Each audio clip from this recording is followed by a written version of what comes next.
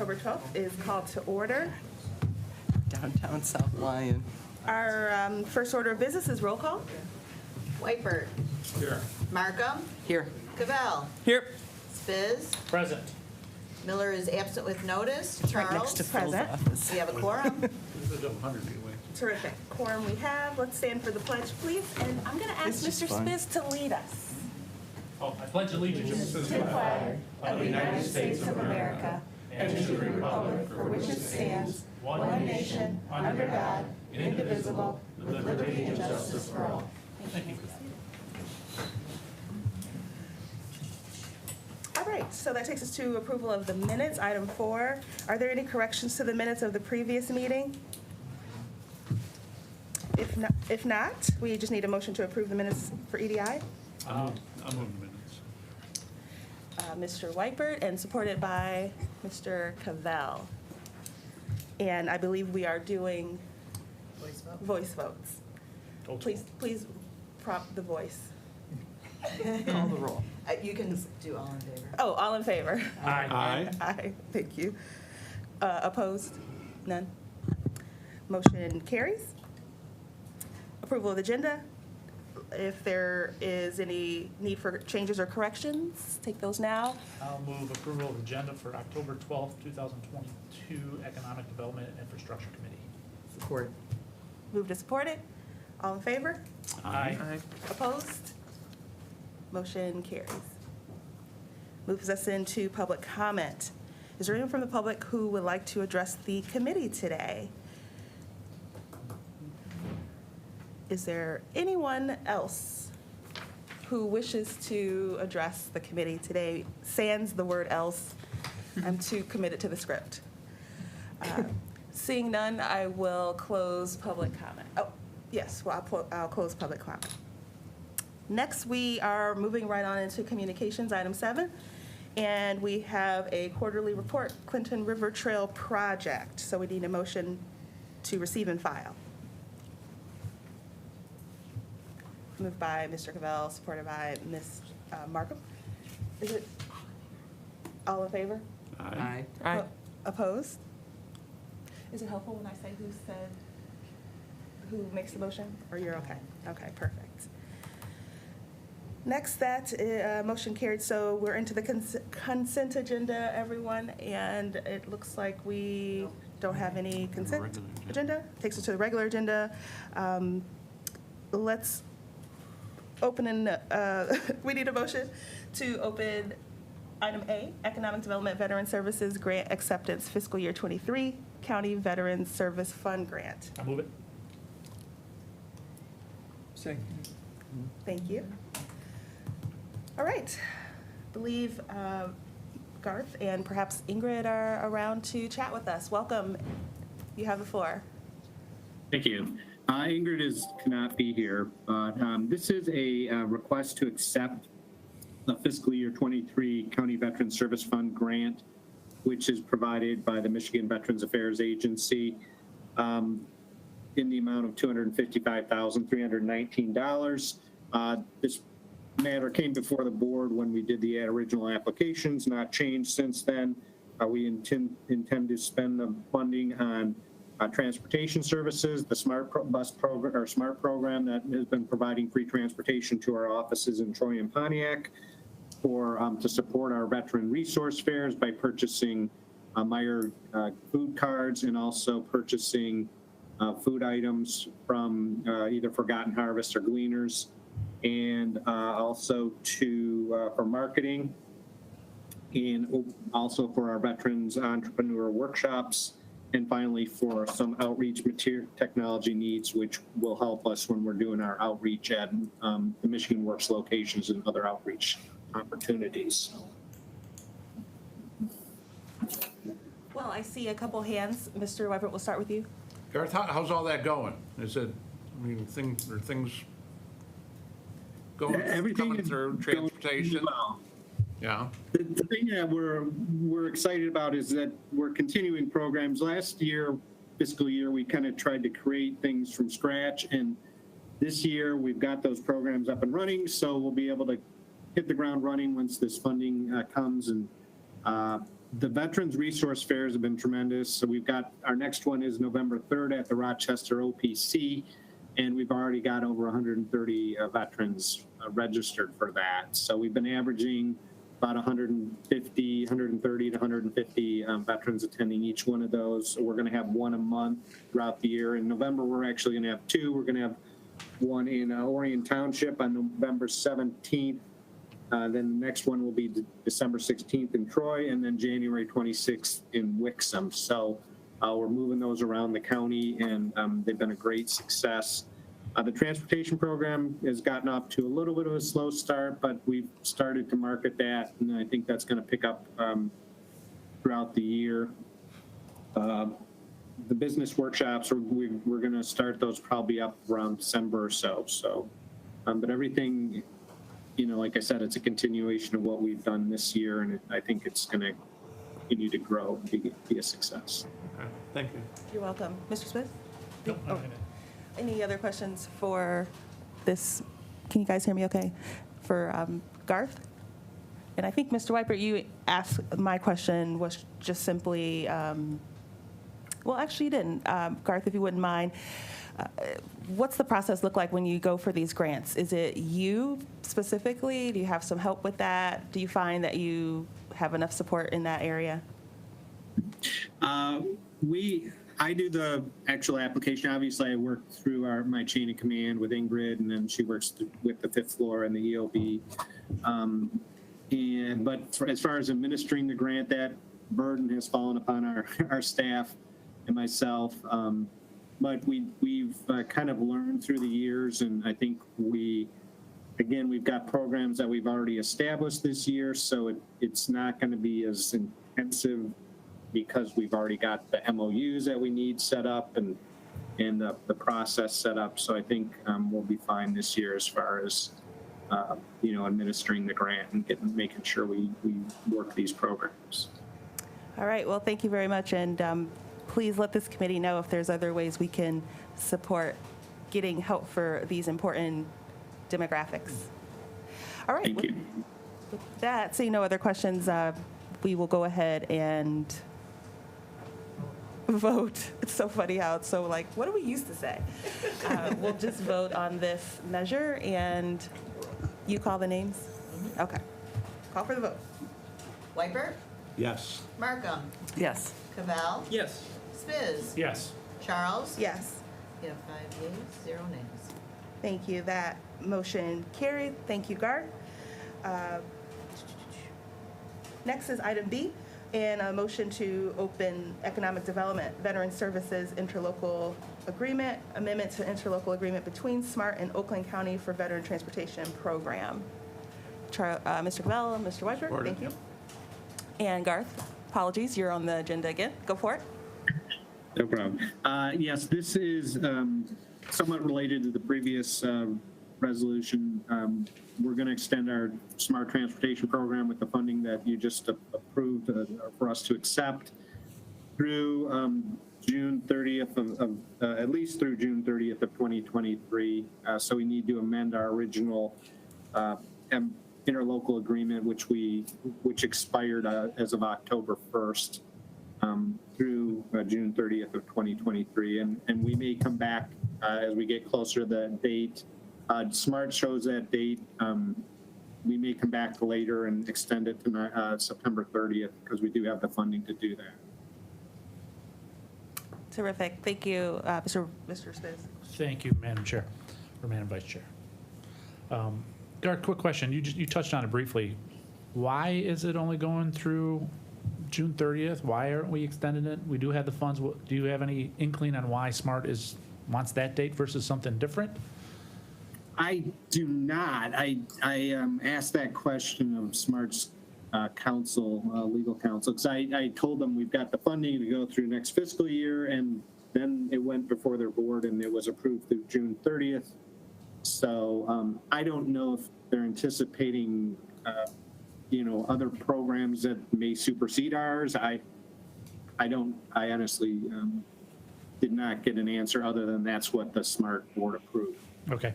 Could you also expand on the type of transportation they're going to use to transport said veteran to either our location or the medical? Are they using it? Yeah, Go ahead. what we're doing is Smart is, they call the Smart number or email. Smart sets up that point-to-point transportation, usually with one of their smaller buses or vans. And if it's in an area that Smart doesn't service, then they work with NODA, WODA, other transportation providers to make sure that they get that point-to-point transportation to our Troy or Pontiac office. Okay, thank you. Anything from the commissioners? Seeing none, no, Mr. Cavell? I just want to lift up, this is still just getting veterans to Pontiac and Troy for Veterans Affairs related meetings, not groceries, pharmacy, other basic needs. Correct. Yep. Yeah. Thank you for highlighting that again. Nothing Which further. isn't Gar's fault. Right, it's not Gar's fault. Right. Yep. Seeing no other questions from the commissioners, why don't we call for the vote? Markham, Yes. Cavell, Yes. Spiz, Yes. Wiper. Yes. Charles. Yes. You have 5 ayes, 0 nays. Thank you. Takes us to our next item, 8C, Economic Development Planning and Local Business Development Grant Agreement, Sub-Recipient Agreement between Oakland County and Micah 6 Community for the EGLE or Egle Webster Community Center Grant. Take a motion to open that report. I'll move it. Moved. And, great. Let's see. It looks like Brad Hansen is on the call. Welcome, Brad. Good morning. Good morning. Yeah, we're here in front of you today to get the sub-recipient agreement signed. The sub-recipient agreement is needed by the developer in order to receive bridge financing from their lender, Michigan Community Capital. Michigan Community Capital wanted to see a little more binding contract between the grant that we've received, the $425,000 from Egle for the removal of the tanks and industrial cleaning. So that's what the sub-recipient is. It's an agreement between Oakland County and Micah 6 for the Webster Community Center in the city of Pontiac. Thank you. What was the name of that lender again? Michigan Community Capital. Okay. Questions from the committee? Yes, Ms. Markham. I'm just not clear on the timing because we already dug out the tank and all of that stuff. So how does this work? We had the same concerns. We have already submitted payments to Micah 6 for that activities. They just needed more for their bridge financing. They're requesting a certain dollar amount, and this is what Michigan Community Capital had requested, that we have this document in place before they'll be willing to fund the project to a certain standard. As far as how the tank was removed, Micah 6 did additional fundraising and came up with the money and removed it, and then got reimbursed through the grant. Okay, so it's basically a paperwork thing to give confidence to the lender that the county actually participated in helping to fund the removal of that. Did I say that correctly?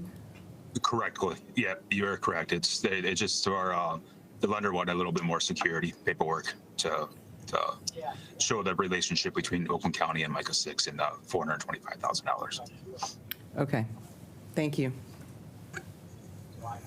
Yes, Mr. Cavell. Hey, Brad. To what Commissioner Markham said, the previous iteration of this was for $399,000 through brownfield reimbursement. This is $425,000. Is that what we're saying is the substantive change? No. So the initial application was for $399,000, $400,000, but when Egle looked at their funding pool, they actually gave us a grant for $425,000. Okay. So the actual grant award to Oakland County for the Micah 6 Webster Community Project was $425,000.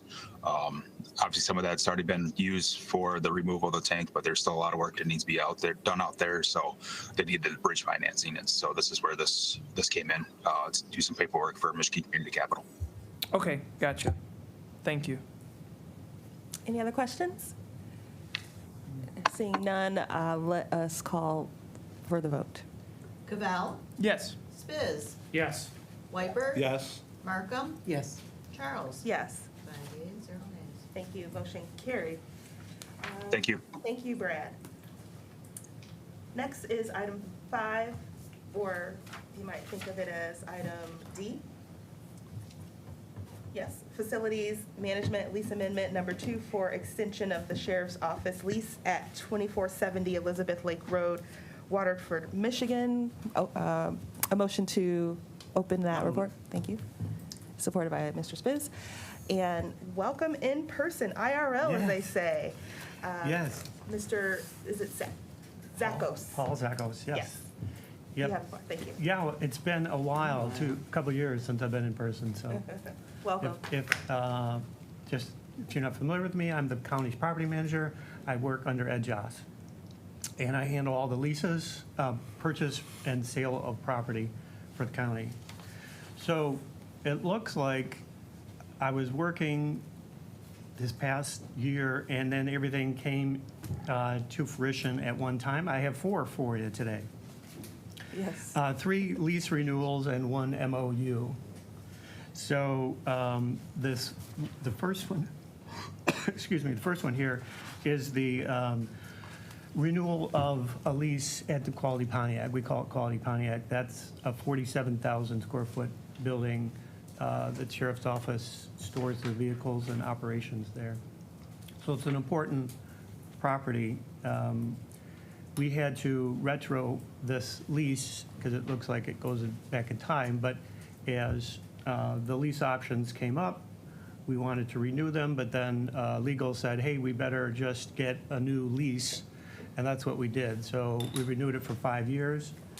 Sheriff's Office had the, excuse me, the advantage of low rates over there, but then the landlord has an up 2 years into this. The third year, there's an up to get market rent. So it looks pretty good.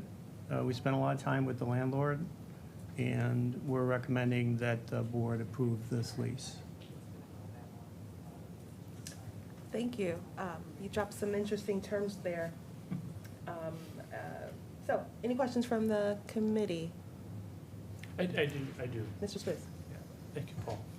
You did mention that in year 3, they're basically increasing the rent by about 30%, 35%? Yes. Per month. And you mentioned that is because they want to be more in the market rate, so we believe, or they believe, we're under market rate for year 1 and 2 and currently? Is that what the Yes, we've rationale been is? under market for a couple of years. We're about $3.30 a square foot currently, and that bump in year 3 takes it to $4.80. So that's still pretty good lease rates, for. And the 47,000 square foot is all enclosed, right? Yes, Okay. yep. Okay, when I mean enclosed means covered, so it's a building that we. There's different parts to the building. There's one separate building, but together they're 47,000 square feet, Okay, thank you. and they're using all of it. Other questions? Ms. Markham? I'm sorry, I had to step out, and maybe you already asked it. So this building is located down on Elizabeth Lake Road, is that correct? Yes. Okay. Yep, it's real close. It's the old car The dealership? old car dealership called. Okay. And you said we had to upgrade it some for all of the, or did I get that wrong, that we had to invest in it to make it able to handle all the cars and Well, equipment? over a period of time, there's been improvements. The landlord contributes, and the sheriff's office reimburses, or it depends on what it is, but not a whole lot. Basically, it's a pretty old building, so the sheriff's office is not going to invest that much, but we keep it going. We put in new doors, overhead doors, operators, kind of made the space work for them, lighting, that kind of thing. Okay, thank you. Mr. Cavell? Well, this says that the landlord will chip in $20,000 for improvements. Is that going to be reimbursed by us? Or that's them? That was a negotiation where we had some issues with some things going on there, and we finally just said, hey, just chip in some money, and we'll do, we'll get the work done. So Cool. that was the easy way to get that done. Thanks. Mr. Smith? Yeah, second question. If I may, and I'm looking at the undersheriff also, I'd like to get a tour of it sometime in the near future, just the site, and take a look at it if I may. Sure. Anybody else want to join me, please? Thank you. So I see here, the county pays for the expenses of heat, electricity, taxes, insurance, maintenance, reimbursements, grounds, custodial, and pest. A little outside the scope of what I'm familiar with when I think of, I think it's called triple net or something along those lines, where typically the person who signs the lease pays those things. But I'm just curious, what's the system now? Are we already doing electricity, taxes, insurance, maintenance, ... Yes, the terms aren't changing. So that the original lease terms, there's a few items that are changing. Maintenance, there's a level of maintenance that was reimbursed, and that's more open now. But still, we're putting limited investment in there. But to answer your question, all of those, electricity, insurance, taxes, that's considered a net lease. Yes. And so is there any visionary kind of conversations happening about solar or wind or anything over there to reduce some of the impact of the county's tax dollars for? Well, it wouldn't be done on that building because it's a landlord, the building's not owned by the county. Right. Those would probably be done by buildings that are owned by the county. Gotcha. Yes. Okay. I've got more questions, but I think they're for another time. So I Sure. appreciate that. Mr. Wiper, And if you come to the the tour? walkthrough, yeah. Yeah. Great. Just, how's our ongoing relationship with this landlord? It's good? You're satisfied with how? Yeah, it's this there? landlord owns a lot of properties, and they're over time, they've been very responsive with their maintenance issues. And they're easy to work with. So they're a small business. I communicate with the landlord directly. I get questions answered. I get them, going on certain items that we need. So for instance, there was a door that wouldn't open, and we couldn't figure out how to do it just from the operations there. So they had a door company there the next day. So That's good. Thank you for those responses. Anything else on this particular one? All right, seeing none, let us call for the vote. Spiz, Yes. Wiper. Yes. Markham, Yes. Cavell, Yes. Charles. Yes. 5 yeas, 0 nays. Thank you. Our next item is the facilities management lease approval of amendment number 1. They all starting to look alike. Is it G, I believe? E. Oh, okay, I was right. Facilities management lease approval of amendment number 1 to the Sheriff's Office lease agreement with Midfield Management LLC for aircraft storage and office space at the Oakland County International Airport. If I could get a motion to enter into that report, Mr. Spiz. Thank you. Support. Thank you. And Paul. So this is an existing lease. It was a 3-year lease with 2 options, so basically 5 years. And the sheriff's office has their aviation unit there with the helicopters and their aviation team.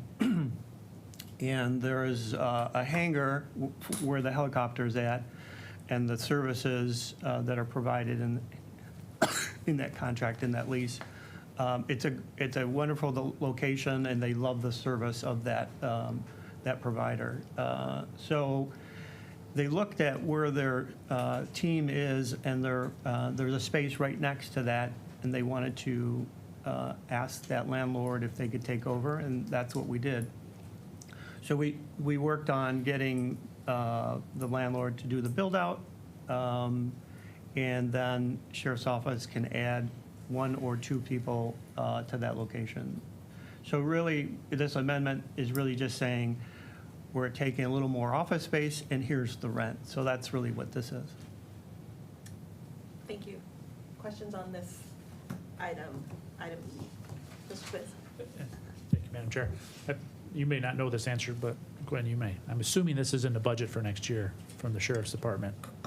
I don't know that off Right. the This top this of my head. modification is already budgeted for and planned for. Yeah, I think so. Okay, Under Sheriff, I don't know. Ed might know. Was this already budgeted in this year's budget? Is New fiscal year. Commissioners in the 2023, 2022 to 2024 budget?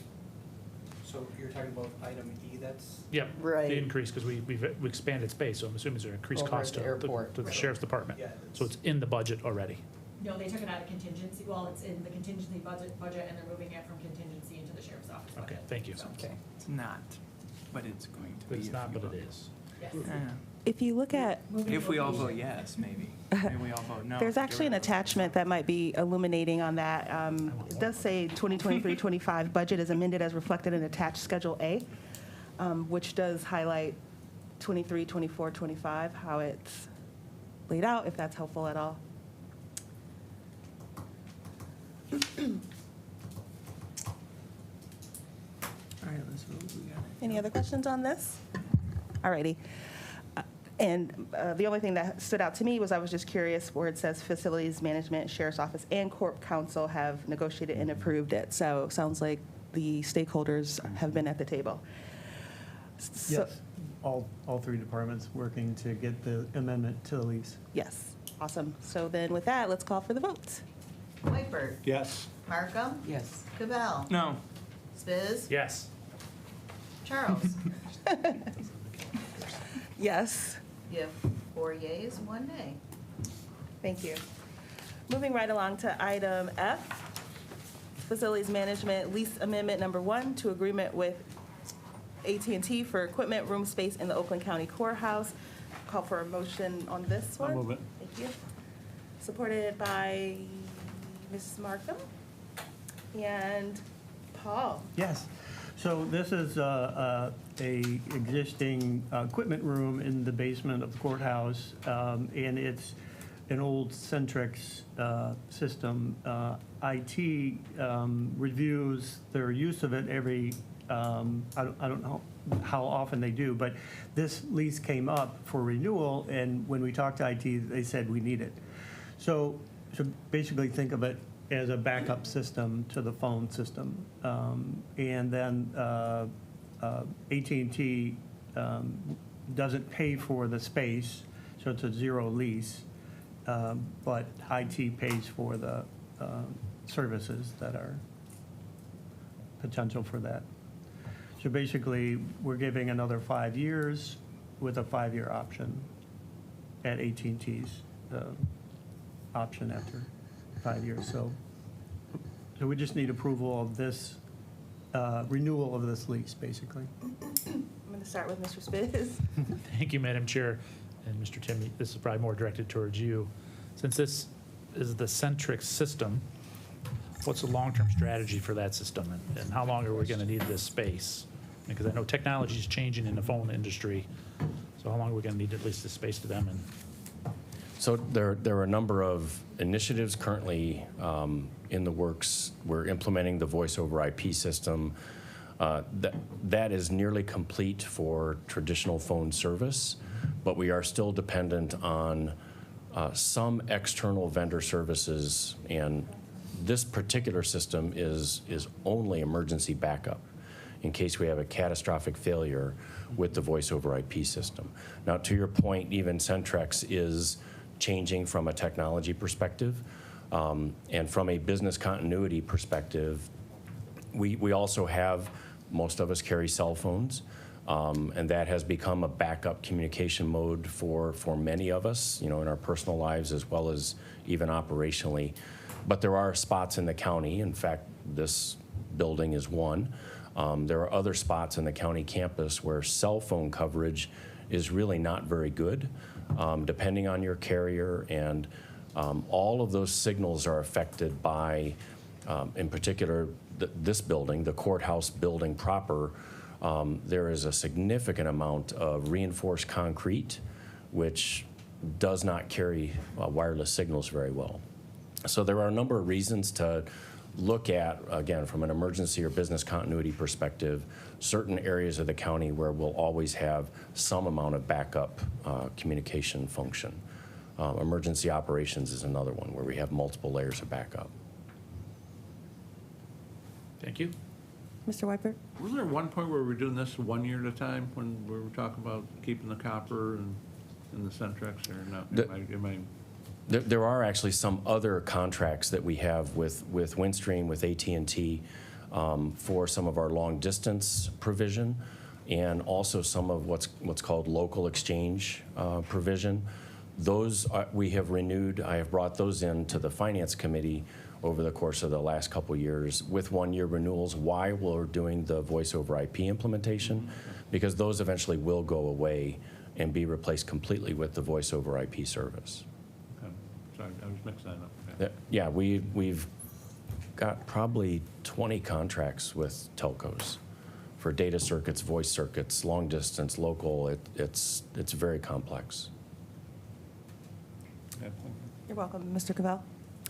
So this is a renewal of a contract that we've already had for 5 years, and the ask here is for another 5 years? We've probably had it in place. It's actually been in place a long time, since '95, I believe. So Okay. it renews every 5 years. And Well, if the board write the rules, you can do a 3 and a 1 and a 1. We've just let you do it at 5-year increments. Well, this is, you're referring primarily to contracts where we're Yeah. procuring service. This is just a lease to allow AT&T to Okay. use county space. Okay. And in that space, they house AT&T phone equipment that we then use for emergency phone operations. Understood. Thank you. Gives them access to Okay. the facility. Okay. Thank you for the questions there. I still don't particularly feel like the what's in it for me in terms of the county is apples to apples. I'm probably not going to be supporting of this. I mean, I have AT&T at home. It's just a necessary evil. But most of you all around this table know that I'm not a super huge fan of this company. But telecom sometimes in this country is feels a little bit like a monopoly, so you kind of have to deal with what you want. But the part that really gets me is that it's a lease, the term here that you have, in lieu of rent. You know, that always gets me going. In lieu of rent, they will provide us these services in case of an emergency. So these are not things we're using daily or weekly. And we pay the lighting, heating, and electricity for the space that they're occupying, this 1,300 square feet. So I just don't understand the value in it, but it'll probably pass out of this committee, but not because I wanted to, per se. I think our hands are tied a little bit when we talk about infrastructure and these tech companies, so I just wanted that to be stated for my positioning. Yes. So, I mean, do we need this? I mean, this is emergency backup, and to start over, what would it take? I mean, it'd be insurmountable, right? I mean, it's there. Well, we would, in theory, we would end up with this space regardless of who the carrier is. So having this lease in place is a different issue, really, than whether or not AT&T is the right vendor to provide the service. And that lease, the lease, again, is different than the contract that we have with AT&T. So I don't know off the top of my head the terms of the specific contract we have for this service, but they are completely separate. And I get that. And I'm going to go ahead, Mr. Cavell. Well, I was going to say, and so the point you're making is the thing that I got confused on, which thank you for the correction, is the lease can be broken if a contract is changed or altered, or AT&T is not the vendor anymore. It can be, yeah. Correct. Yes, Mr. Smith? if I may, this space we're leasing to AT&T allows them to put equipment that services only Oakland County. Correct. It's not servicing anybody else around it. So I think what's maybe driving some confusion is why do we need a lease for them to put equipment in a facility that we need anyway and that we own? It's like, It's just, really- I mean, some of us probably just thinking more from our homes. I don't lease space to AT&T or anybody else to put a spot in my home to connect into that I'm using, that I'm paying them for anyway. So I know I do it for free because they're gonna just bill us for it anyway. But so what is it from, maybe it's a legal issue, I don't know if that is driving us to require them to lease that space so they have access to it 24/7? Yeah, and Paul can surely speak on the legal aspects and lease aspects and whatnot. But this is a much different, when you think about, how many buildings, Ed? 40 buildings on the campus, 4,500 employees. This phone system is a significant amount of equipment that requires air conditioning, like all computer equipment does, and heat and humidity control, et cetera, et cetera. So it's different than just having Comcast or AT&T install cable in your home. I mean, it's a fair question and analogy. It's just a matter of scale. It's the difference between having 2 people over for dinner and 100 people over for dinner. In your house, that's a different kind of party, right? So that's why we need space for them to put this equipment. And the lease is just the legal document that gives them access to this space 24/7. Any other questions? All right, let us call for the vote. Markham, Yes. Cavell, Yes. Spiz, Yes. Whiteberg. Yes. Charles. No. You have 4 yeas, 1 nay. Thank Four- you, Commissioner. 4 yeas, 1 nay. Motion carries. Thank you. Thank you. Next item we have is item G, Facilities Management Real Estate Approval of Memorandum of Understanding between Oakland County and Road Commission for Oakland County for Safety Fence. And take a motion to open that report. Move it. Thank you. Thank you, Mr. Cavell. Paul? Yes, thank Over to you. So this is part of the project that's already been approved for the Children's Village fence, safety fence, which is going on campus. And when this fence gets to the border of the county and the road commission property, the road commission already has a fence there. So we said, road commission, this makes sense to, instead of putting a fence next to a fence, we'll just put a fence in and continue the project. So the road commission required a kind of an agreement. We have it as an MOU, so that they said, basically, we don't want to have any costs associated with this. It's county's fence, so the county's going to repair it, install it, maintain it, and the road commission is in an agreement to putting this fence right on the border of the 2 campuses, so. Okay, just wanted to make sure you were finished with that statement. Yep. Mr. Spiz? Thank you, Madam Chair. So just to be clear, the current fence that the road commission has there, we're tearing down and putting the new fence that's been approved by this board back up. Is that what we're doing? Yes. Yeah, so the fence that they have is not security level fence that would be the same type of fence that's proposed to go around. Understand. around the I just want to make sure it was campus, clear to everybody that we're tearing down a fence, putting up the fence that was approved by this board. So wait, is there a fence that protects the other fence, though? We gotta make sure. So, yeah. So, and it is just one section, it's a small portion of what we're putting around the Children's Village campus. There's just one section where our property line borders the road commission. And again, what they have in place is not adequate for what we need for the village. And to have, technically, we could put our fence right up against theirs, but then there are challenges with maintenance, like just even like Getting trash weed out of whipping between around, them. yeah, and if there's damage to the fence and you Seriously. need to repair it, it's very difficult. So. I'm glad you brought up that point because that was my next question. I fully makes sense why you're only going to use one fence. Right. But in the memo of understanding, if there's damage or need to access it by the road commission, do they pay to repair it or replace it, or is that our responsibility? engineers, Jesus. That's kind of a maintenance issue, so if their maintenance people damage the fence, right? Then they're responsible. Okay, that's what I wanted to hear you say. And what Paul had said earlier, which I know doesn't directly answer your question, is, the road commission just wanted to make sure that we're not gonna just leave it in disrepair if something happens and then make them responsible for it. Understand, they're CYA into, Yeah. just as we are. Yep. Let's talk about, do we all know the letter? Is this for the meeting? Because you got to speak into the mic. I was just being goofy because you're talking so much about fences. Oh, okay. Danbury, letter to the Danbury Baptist from Thomas Jefferson. It set the History precedent lesson. for separation between church and Get this state, now. and I was arguing about fences. It's wild. Wow. It's good stuff. Okay. Homeowner life. Yeah, right. So did that address your question Yeah, there? thank you. Were there others in the queue for questions? Just double checking. And thank you for the exhibit, because that's what I need. I have to have visual aids. Perhaps Giffel and Webster next time could use a little color, because I don't quite know, beyond that this is an exhibit, where the fence is, what we're actually trying to quantify what we're talking about.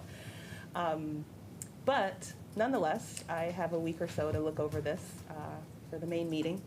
So if anyone has any more questions, otherwise I'll call for the vote. Cavell, Yeah. Spiz, Yes. Wyberg. Yes. Markham, Yes. Charles. Yes. Gretch. 5 yeas, 0 nays. Thank you. Commissioner, if after this you'd like, I can point out to you on that map, Yeah. the little section that we're talking about. Yeah, that'd be Yeah, nice. next time we'll highlight. Thank you. Thank you. All right, and thank you. And good to meet you, IRL. Takes us to item 8. Some of my favorite people. No offense, Paul and Mike and Ed. That takes us to item H. Parks and Recreation lease request for authorization to execute letter of intent with the City of Madison Heights. Motion to open this for discussion. Mr. Cavell. Can I have That's support? fine. Okay. We have Chris Ward here and his probably right and left hand some days. This is Welcome. a safety net here to make sure that I don't do anything wrong and I Keeps you get in all line. the facts right. Melissa Miss LaProuse, Prouse, thank you. right and left hand and right and left leg too. Very fortunate to have Melissa on the team. Madam Chair, members of the committee, we really appreciate you taking up these items. Just for a little context that relates to all 4 of the items that are following here. I think all of us really gained a renewed and greater appreciation for how parks support all of us during this pandemic.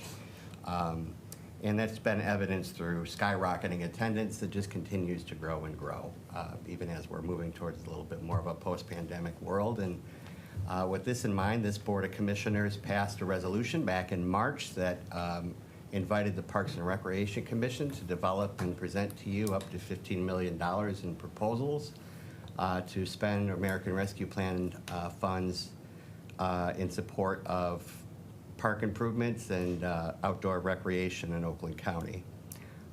There's been a tremendous amount of hard work and collaboration, and we have a proposal that we're pretty proud of and we hope is worthy of not only your support, but something that we think you can even celebrate. And at the heart of that proposal, which is moved through the Lago Committee yesterday, and we'll be seeing the Finance Committee in a little bit. We're racking up our frequent flyer board miles this week.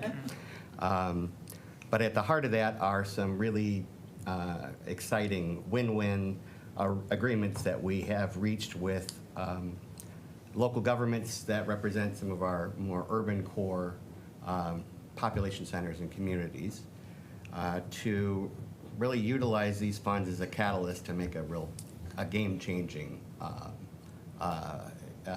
realignment in our relationship as Oakland County Parks and Recreation to address long-term issues that we've had in terms of our presence and our proximity and our ability to serve residents of those areas. We are blessed with about 7,000 acres of parkland in Oakland County.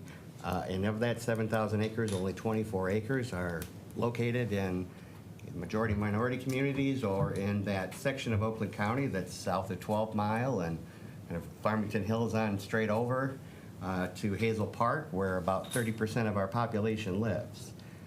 So these arrangements, these agreements that are outlined in this the letters of intent that follow, will provide an opportunity not only for us to rejuvenate some pretty amazing park locations, but where revitalization and rejuvenation is really needed. And I know several of you took us up on an opportunity to tour those sites, and we would welcome the other two of you to come along as well.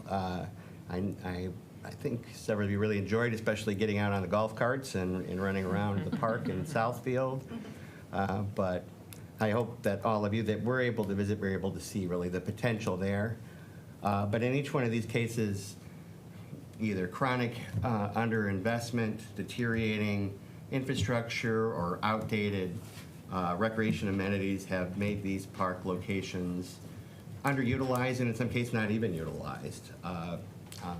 In at least one case. So we have worked very hard with our local government friends and leaders to develop basically, I would say, broad terms of agreement that we would be able to enter into either a long-term lease or an intergovernmental agreement to allow these parks to be transitioned to become Oakland County parks. In 3 cases, they would be new Oakland County parks, one in Pontiac, right around the corner, Hawthorne Park, which we'll talk about in more detail when we get to that item, Shepherd Park in the city of Oak Park, and a portion of Beechwoods Park in the city of Southfield. And then the item that's immediately in front of you is Ambassador Park in the city of Madison Heights. In this case, it is a 7-acre park that is immediately adjacent to the Red Oaks County Park. Acquiring this park and adding it to our park footprint in Red Oaks is going to be, while it's only 7 acres, it's going to make a great impact there because Red Oaks Park has some unique issues in that the vast majority of that park is located over the George W. Kuhn Drain. And so we have some limitations in terms of what we can do with that property and some realities that we'll have to face when and ever those portions of that park are going to have to be dug up and the drains are going to have to be replaced. This parkland is not located over the George W. Kuhn Drain, and that opens up a great deal of more possibilities in terms of how we can utilize that property. There's some existing tennis courts there that we've come to agreement with the city of Madison Heights that we would convert to pickleball courts, one of the most popular items that we have heard as we've done our public engagement in developing the proposals and the projects for each of these parks. There's a need for restrooms, or I tell you on this, little less than a year I've been on this job, I've certainly learned that restrooms are one of the more important things in parks, and maybe not readily apparent to the public, but if you don't have working restrooms, it's a pretty urgent matter. So Open, yeah. Reasonable hours. Open reasonable hours, and we have a green restroom plan for this area. Water use, with Gwen Markham in mind. We'll name it after you if you'd like, Gwen. The Gwen Markham bathroom. Yeah, Gwen Markham bathroom. We got to leave a legacy behind. But water use is a big issue at that park. It's one of the few parks we have that is connected to public water. So just the water costs, because we are charged combined sewer and water there. So reduction of water use, not only for an environmental standpoint, but also in terms of just operating costs, is an important thing. So that's just a little overview of the Madison Heights letter of intent. These letters of intent are not binding. It is essentially a mechanism that allows us to give you, as you're considering this appropriations measure, some reasonable confidence that both parties are supportive and are in basic agreement upon broad terms. Once the appropriation passes, the next step would be to really get down to the nitty-gritty and hard work of negotiating out a full intergovernmental agreement and/or lease. We have in mind a 25 to 30-year lease with Madison Heights in this instance.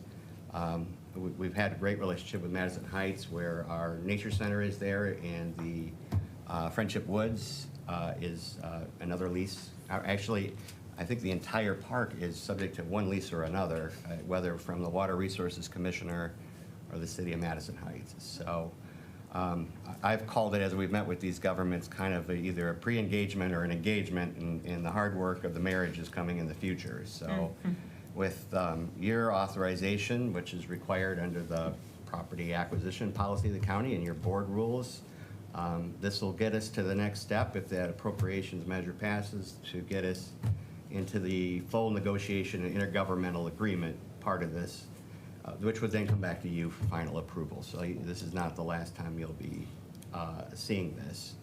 And none of this is going to be easy, but it's absolutely worth doing. And with that, I'd be happy to take any questions either related to the entire set of 4 or Madison Heights Ambassador Park letter of intent that you have before you. Thank you for that. We'll keep it to Madison Heights just per the motion, but Okay. are there questions regarding this?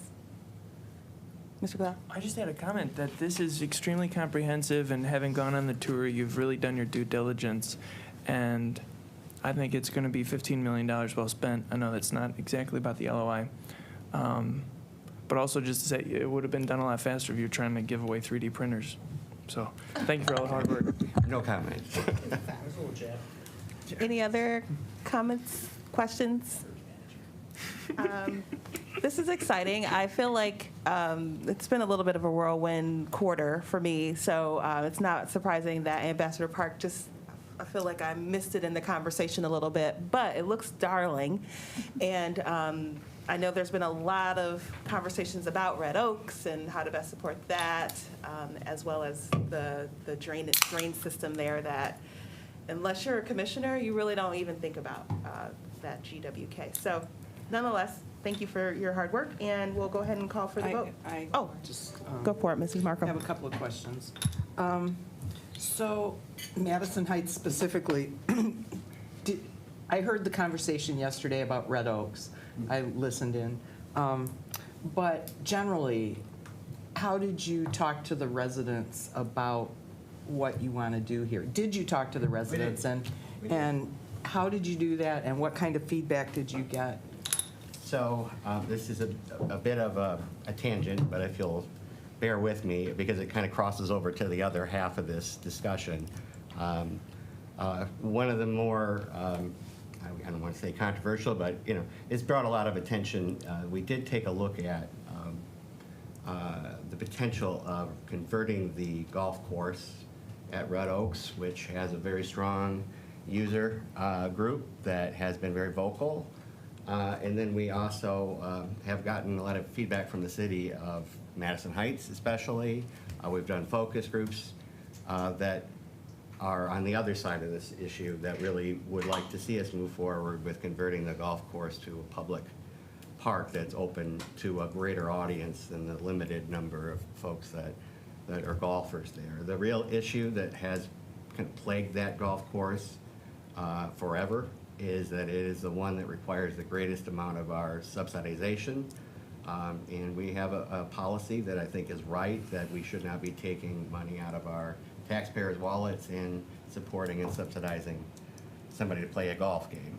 And where it's even more exacerbated there is that particular golf course, given the location, we have a very large percentage, perhaps even more than 50% of people don't even live in Oakland County. So they're not paying the property taxes that support our facilities. So we did look at this as an opportunity to expand the people that would benefit from the park to a wider audience and to address this long-term subsidization issue. That public water issue I mentioned earlier, that really it makes it extremely difficult for us to operate a surplus there. We run about $80,000 to $100,000 a year in water bills to irrigate the golf course, which is actually more than double the cost of the water to have a water park there. So it's a heavy water user for essentially 7 months of operation. If we were able to get a change in the city policy that we wouldn't be charged both sewer and water to irrigate, that would be helpful there. We're looking at other options. Maybe because the drain is there, there's actually an opportunity to access some of the water they utilize to flush the drain, capture that in a retention pond. It's not going to solve the whole problem, but it'll help get us, closer to the solution. The LIGO committee, especially Commissioner Lutz, are very, I would say, very clear in her feelings that absolutely opposed to utilizing these rescue plan dollars to convert that golf course. And as you've listened to, Commissioner, you heard the outcome there. There was an amendment to take that off the table. As far as we're concerned, we have plenty of other things to focus on and would rather not allow this to be a distraction if it's something that commissioners feel that strongly about. Really relates back to whether we use rescue plan dollars to do this, and it may still be something that we look at doing down the road as we're updating the plan for the park. I'm sorry, I didn't actually answer your original question. Public engagement. Yes. So we started with what we normally do, which is a voluntary survey. And that works 99% of the time.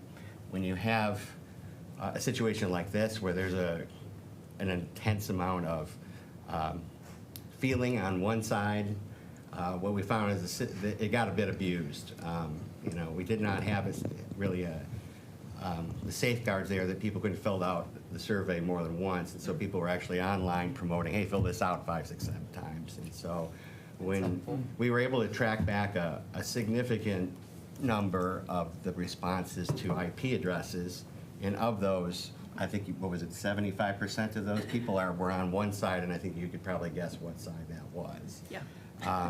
But we weren't able really to verify the legitimacy of the data. So Melissa had 2 excellent focus groups that really brought in, especially the local government folks and the stakeholders they identified. I'll let you speak for it if you'd like, but I think the outcome there was pretty clear, especially with the second focus group, of support moving towards a public park. So beyond that, we decided to take a more scientifically representative approach to this and actually do a poll of the people that live in the service area, the 15-minute drive area around the park, and asked a very simple question: would you support converting the golf course to a public park? And 80% supported it.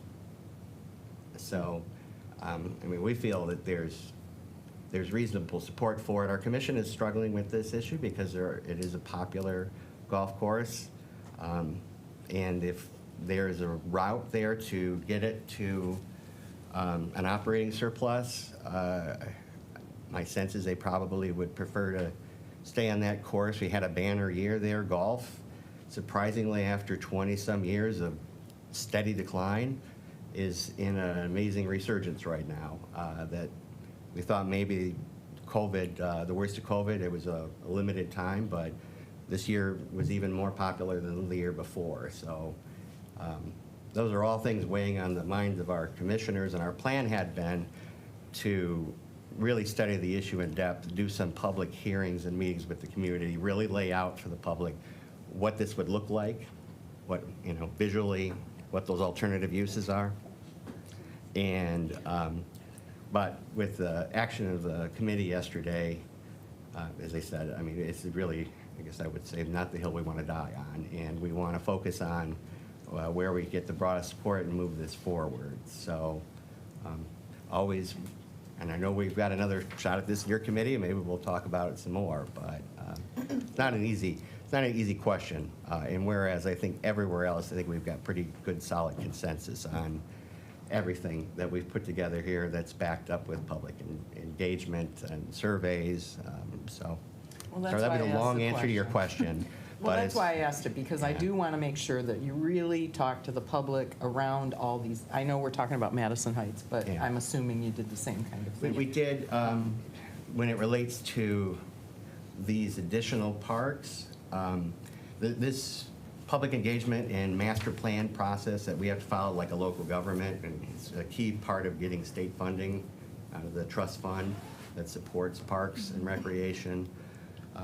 It's an awkward in-between spot, so we haven't done the public engagement except through the local governments, and then access what they've already done for these parks, because they're their parks right now. So should this all move through, I believe our plan is to get back out there and work with the communities. And I'll say this as well, I think, this is something very new for us, and these are This is a chance to operate in communities where we don't have a lot of history. And so it's going to be a learning process, and we're going to be looking for quite a bit of engagement with communities, and it's going to be somewhat disruptive and to people who have a sense of ownership of these parks and worrisome making these changes. So this is just the beginning of the public engagement as far as this is concerned. We want this to be something that is embraced and welcomed by the residents, or it defeats the purpose entirely. And I would just add too, real quick, that both Oak Park and Southfield have recently done their 5-year recreation master plans. Oak Park's is wrapping up right now, and Southfield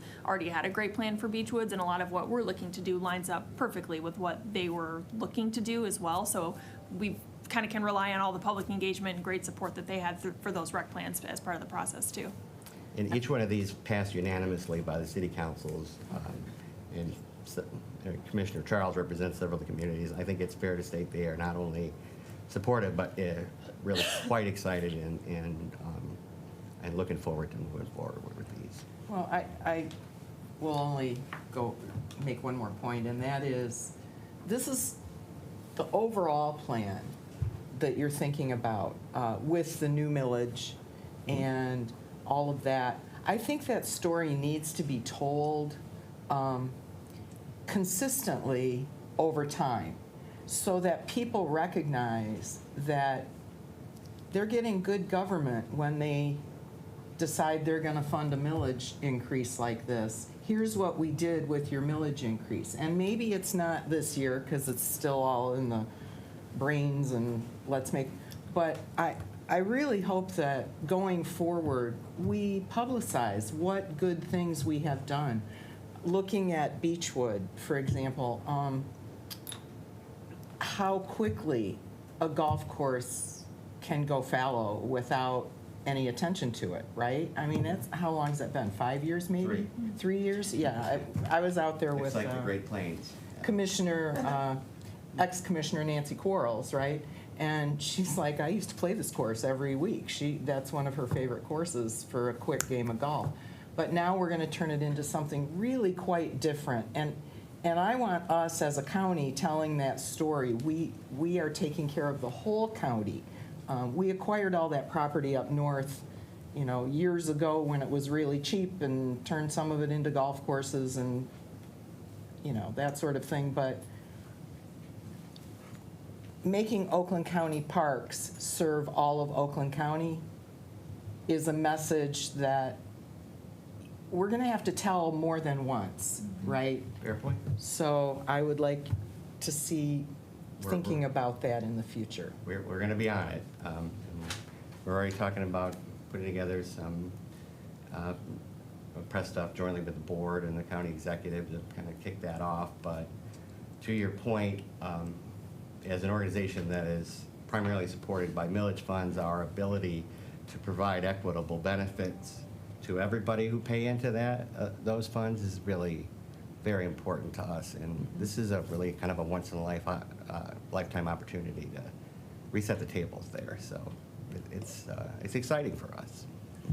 Tell the world. All right. Will do. I'm done. Thank you. Very good. Mr. Cavell? Yeah, I have a question and then a point. So even with golf going up during the pandemic and staying, is Red Oaks Golf Course still being subsidized? Is that the $80,000 to $100,000? Yeah, we don't have the final numbers for the season, but I don't think there's any likelihood we're going to. We essentially, in a very bad year, have subsidized to the tune of $200,000, $250,000, and in a very good year, about $100,000, which is about what that water bill is. So, and our staffing costs have gone up too, so it's kind of a moving target. So Yeah. I don't think there's any likelihood that just volume is going to address the subsidy issue. It's a 9-hole course, so there's really, hands are a bit tied in terms of how many people we can push through the course. Yeah. And I'll say this for the team that run that golf course, they've done an amazing job of keeping the costs low, and this is a perennial issue for Oakland County Parks. It's something that's brought up every couple of years. It's just that the rescue plan funds really gave a catalyst and an opportunity to seriously look at it, because there was some funding potentially to move it forward. So, Okay. yeah, but Our commission was in the process of really dialing in on that pretty seriously, and we have to have a updated park master plan and overall recreation master plan that we have planned. We have to do every 5 years, and we are going to have that taken up in January. This was going to be addressed within that, and that under the statute has to come over here for approval too. So that was the kind of the intent of the original proposal we sent over, was give us an opportunity to work through that, and then we'll be back. And you'll have another chance to, voice your opinions on it. Commissioner McGilvery has borne the brunt of this more than anybody else. He's right in his backyard. So he's gotten quite a number of phone calls and visits. And he can speak to this better than anybody else. Gotcha. And so my second thing then was just going to be living near there, And there right? he is. You say his name and he appears. That's right. Well, so I live near there, and I know that there's a couple of public courses within like a 10-minute drive of there. So anyways, I hear your point and would be happy to support an amendment if anyone was interested in doing that in the Finance Committee to put that back on the docket. I'll let the commissioners Yeah. be commissioners on that. Yep. Smart. All right, well, seeing there's no other discussion on this item, we'll go ahead and call for the vote. Spiz, Yes. Whitebird. Yes. Markham. Yes. Cabell. Yes. Charles. Yes. We have 5 yeas, 0 nays. Motion carries unanimously. Congratulations on this step in the process with Madison Heights. Let's hasten on into item number, or I should say letter I, which is Parks and Rec lease request for authorization to execute letter of intent with the city of Oak Park. I need a motion. Mr. Cavell, thank you. Support? Ms. Markham, thank you. Chris, if you would. So thanks again. This particular park location in Oak Park, while not a very large piece in the larger scheme of things, about 20 acres is what we're looking at. It's really the only significant wooded area, east of Greenfield, straight over to Hazel Park in that southeast corner. So it's a unique asset. And if you were to visit there, as some of you did, you'll see the way that the trails are worked through that. It's basically the fastest way to get from one through the trail, through the woods. And so this is something we do particularly well, and it's going to be a major focus there, is building out meandering, wandering trails so that people can really get out and enjoy and walk in those woods and appreciate them. There's an opportunity to build a great universally accessible playground. Playgrounds there are in need of some attention.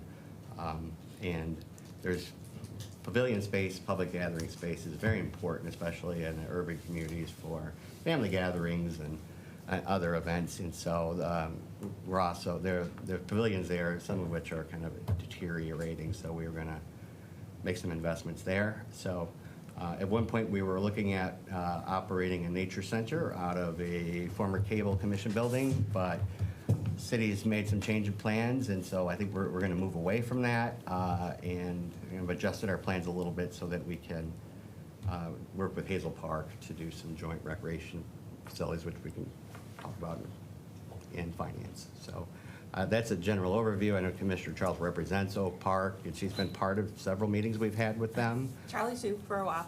Charlie, too. It's in transition. It's in transition. I would say this for Oak Park, they are making really major investments in recreation. They are. And it's visible, and it's making a difference. There's this 9-mile linear park that's really, it's amazing. You can utilize a couple different amenities, and you walk a little bit further, and there's a couple more amenities there, and it's really, and they're putting pocket parks in, and they've got this, as the city manager says, it's their equivalent of landing on the moon for recreation there. So it speaks to how important it is, and they have been so very, probably sooner than any of the others, and maybe more enthusiastically than some of the others, really embracing this partnership. So I guess with that, I'd be happy to take any questions you have on this one. Questions on the Oak Park letter of intent? And I echo everything Chris has said.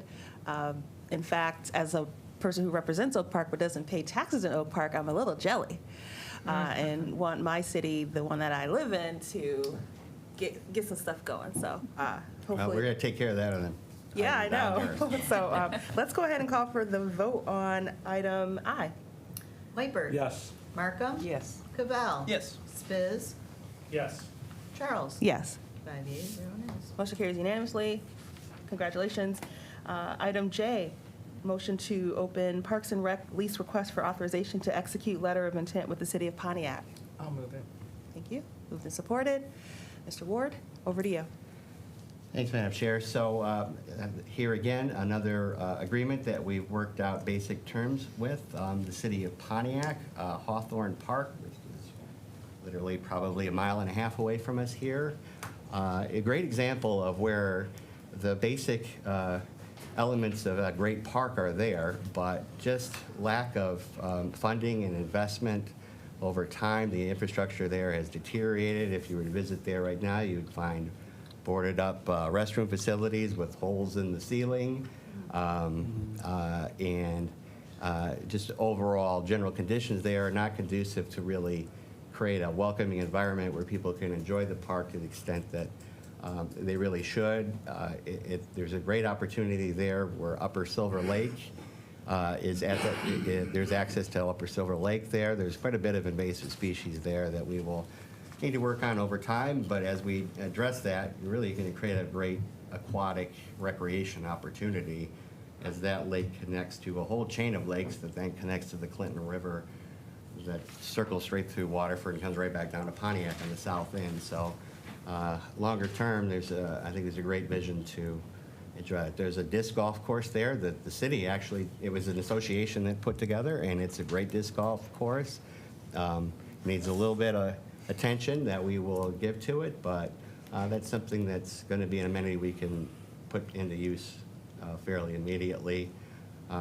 There's a large wooded area there, and there's no trails. So there again, an opportunity to get people out in the woods and into nature and enjoying it.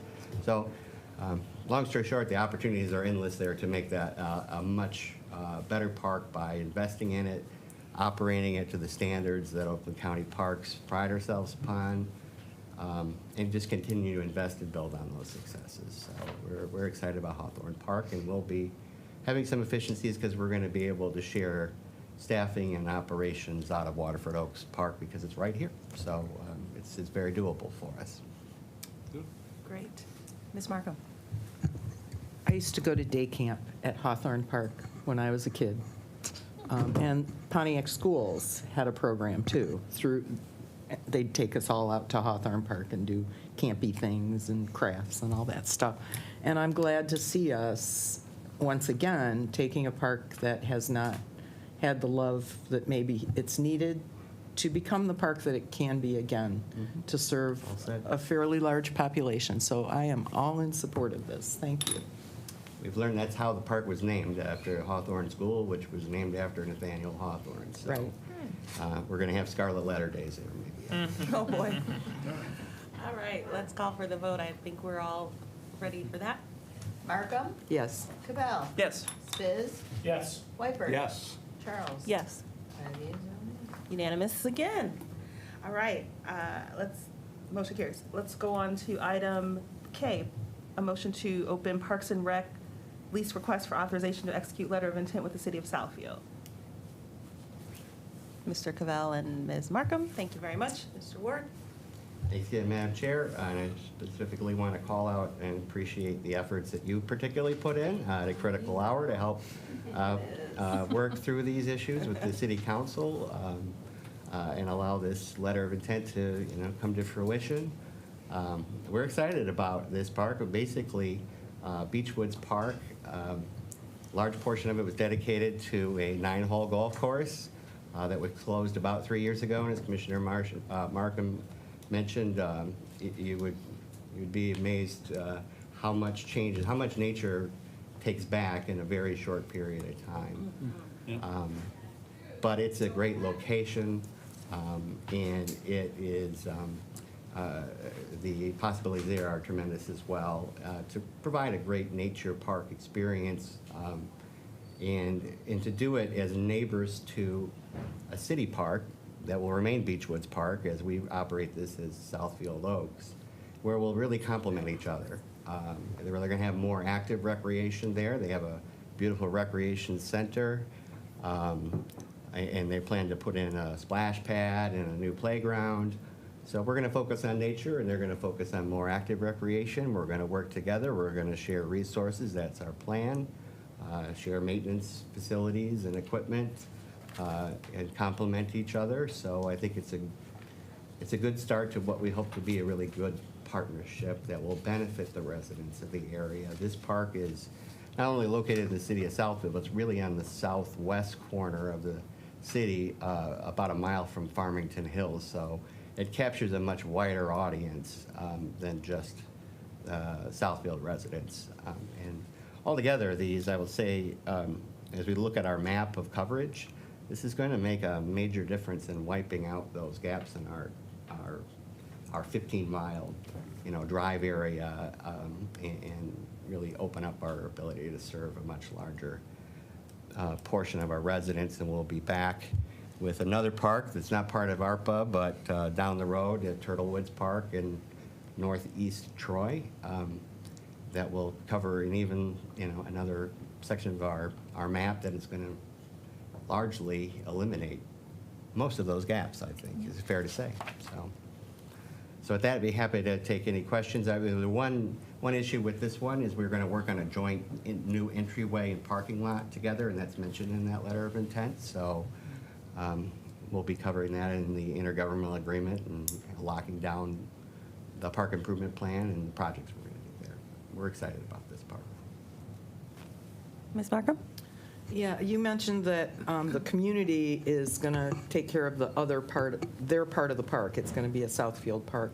Yeah. Are they going to be using ARPA dollars for the upgrades that they're going to be doing there? Yes, they are essentially each, as part of the appropriation, each party is committing to $3 million, I believe. I'm trying to remember exactly, but yes, it's either 1.5 or $3 million. But we're bringing in $3 million. I think it's $3 million for sure, because Oakland County Parks are committing $1.5 million. The ARPA money is set for $1.5 million, and they're going to be spending at least $3 million to do this splash pad, playground area, new entryway, and they're going to be using their ARPA money. So that's all part of the agreement? It's all that's part of gonna be the, struck. and Okay. we're going to have to hammer out all of the nuts and bolts and details of all of that, but that is their intent, and there's a grant within the appropriation to help support that as well, a $500,000 grant. Thank you. That's all I had.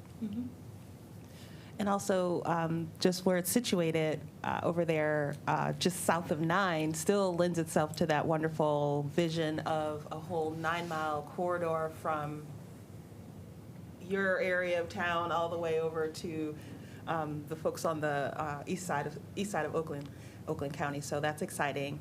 And yeah, this is where advocacy really gets things going, because I know many Southfield electeds from this county space made phone calls to the city council and was like, look, the county doesn't play. Our parks are beautiful. We'll be great stewards, of this space. And I just want to say, if anyone wants to see my video, I got almost 10,000 views when I shared the trip that we had and the whole deer carcass. I'll never forget it. It was something I never wanted. Gary saw a hawk and you saw a deer carcass. And So. Gary had I ran over it. He ran over it. Gary had a tick on Okay, so we him. might A have tick on golf him. cart So hunting then. that was really, I'd never seen a tick in real life, and so Gary was really calm about that. So thank you for showing me how it's done.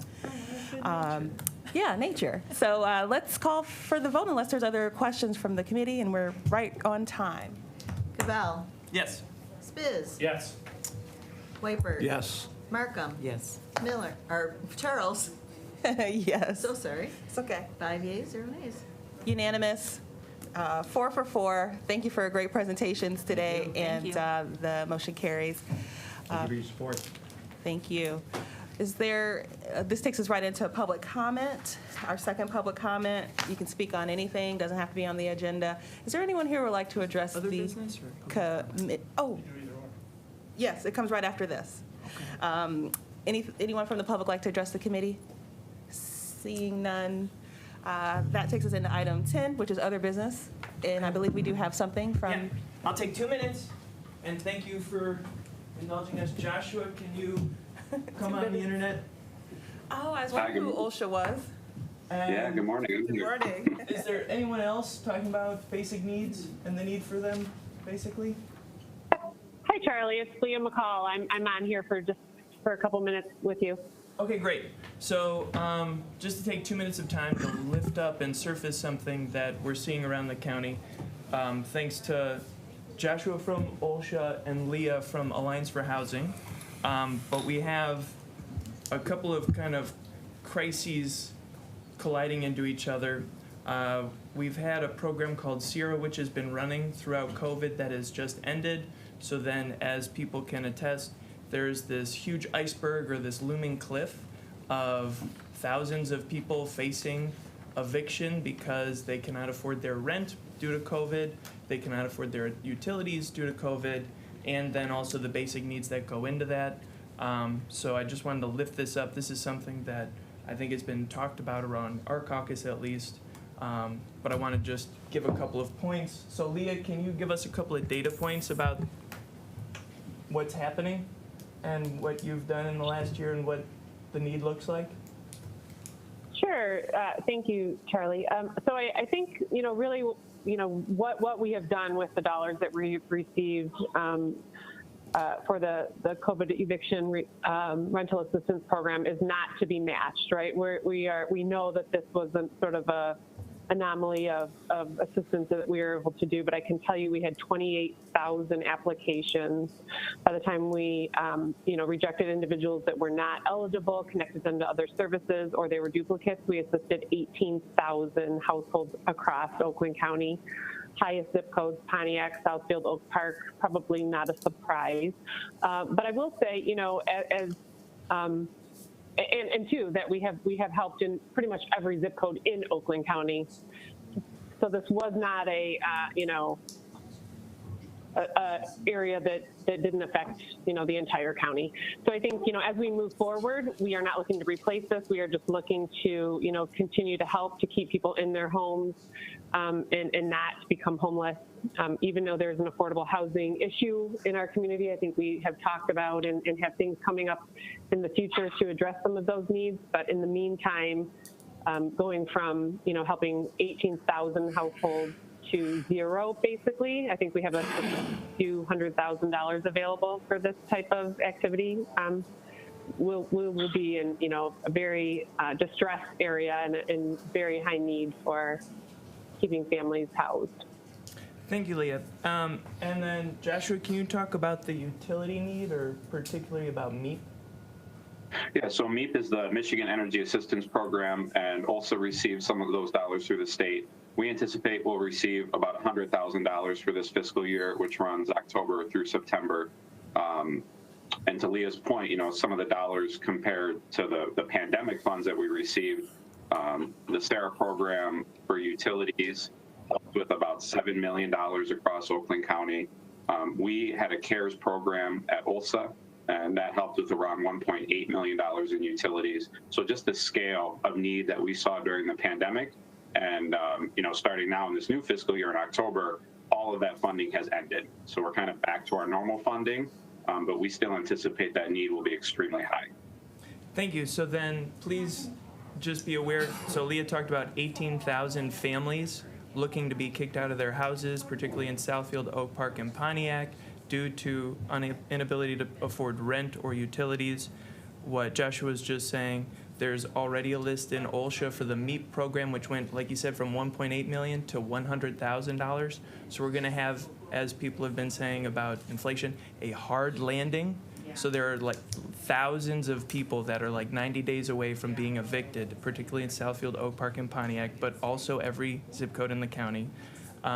So please look ahead, or look out for, or please have conversations with our leadership about a short-term acute basic needs fund, and then also coming up with a longer-term strategy over the winter to figure out how to make sure that people that can go back to work, people that can get these $17 an hour jobs at Wendy are getting those, but then also the people that cannot, having a plan for what there is to be done, especially using this ARPA, because this is extremely COVID-related. Another thing just to note is, I don't know if any of you have been getting this, but I've been getting calls from constituents about the need for legal aid, because Lakeshore Legal Aid is super backed up. They're telling people to call back at 5 p.m. or at 8:30 in the morning because they can't handle calls during the day. We've given them money, but that seems like that's something we should also be cognizant of. Madam Chair, Also- this is not really economic development related, and we do have finance starting at 11, so please ask Commissioner Cavell to wrap it up. Thank you. Mr. Gravel, if you wouldn't mind, it seems germane to me at this juncture, but certainly we do want to stay on track. All right. Thank you, and thank you, Joshua and Leah. I appreciate your moment of report. Thank you. Have a nice day. With that in mind, I will go ahead and adjourn today's EDI meeting. Thank you for all that you do. Good job. Thank you.